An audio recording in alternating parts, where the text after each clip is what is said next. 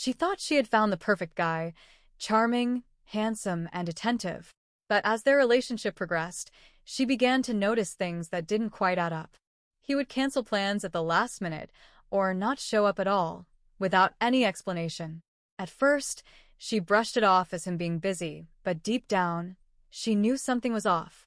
He was a master of manipulation, making her feel guilty for questioning him or bringing up her concerns.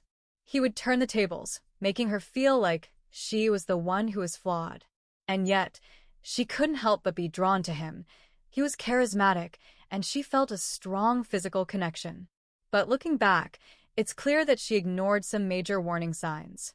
He was inconsistent, sometimes showering her with attention and affection, and other times ignoring her completely. As time went on, she started to feel like she was walking on eggshells, never knowing what would trigger his anger or indifference. She began to doubt her own perceptions, wondering if she was just being paranoid or if he really was as flawed as she suspected. Despite her growing unease, she couldn't seem to shake off the feeling that she was meant to be with him. She invested so much of herself in the relationship, hoping that things would get better.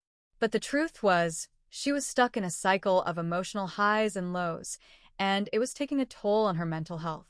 Her friends and family started to notice the change in her, and they would express their concerns, but she couldn't see what they saw. She was too deep in the relationship to take a step back and evaluate it objectively. Her intuition was screaming at her to get out, but she couldn't bring herself to do it.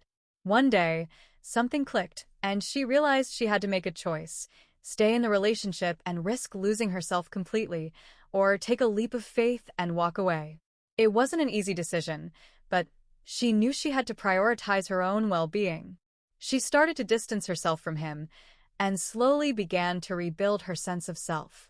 It was a painful process, but ultimately, it was liberating.